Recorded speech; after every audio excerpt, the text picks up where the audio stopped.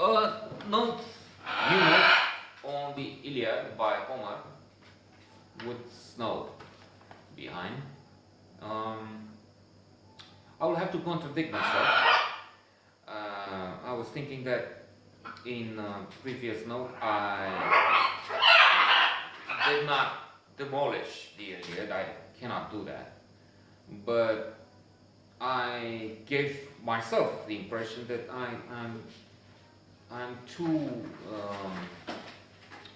well. I am too flimsy, but I had rejected too easily a masterpiece that even I realize is such an overwhelming,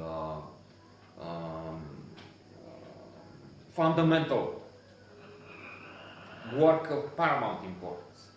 So there's one thing to be unable to get um, the, um, the Iliad with the verse translated. Not to mention what they did in good schools in the past, where they had to learn Greek and Latin, the classic languages, and people were so well educated and had to learn the verses of classic Greek and Latin works. So that's the basis, as Professor Kevorkian, a teacher of literature I had, kept saying. You have to know mythology in order to be able to read the classic works of the modern era. Without the ancients, there's no understanding of other important works. So I try to emphasize now the fact that not only I get how important the Iliad is, but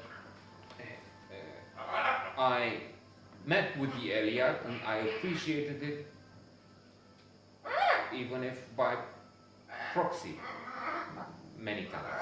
I mean, it's mentioned Hector, Achilles. Achilles is part of the common language. The Achilles heel is a well-known reference. You know that means someone has a weak spot. In the case of the hero fighting in the Trojan War, it was Achilles. It was the heel of the one who kills Hector.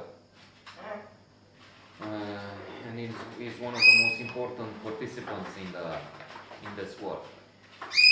I don't deny that when there's something such a masterpiece, as I said, something so overwhelming, I for one have a tendency to try and read with the expectation that this will be towering over à la recherche du temps perdu that I like most, and then in the top 5 the short stories of Somerset Maugham, Flannery O'Connor, Bernard Malam, John Cheever, and now more recently Raymond Carver, and so many others, Thomas Mann, Gogol, Chekhov.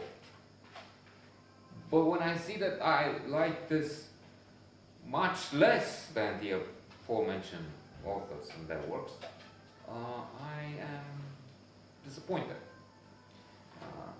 So that's part of the. Otherwise, yes, brave heroes fighting to the death. Achilles is very upset and engaged in this terrible battle. Upset on account of the death of his friend.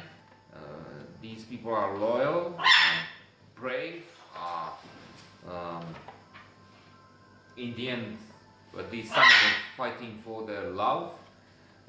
Paris is in love with Helen, and he wants to keep her.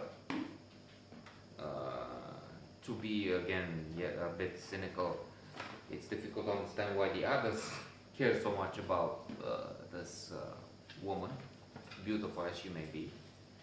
Um, there is at times a more modern look.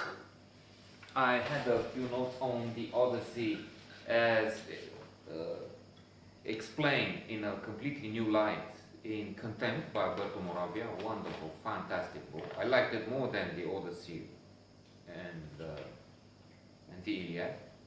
In Contempt, another theory is presented, which I found extremely interesting.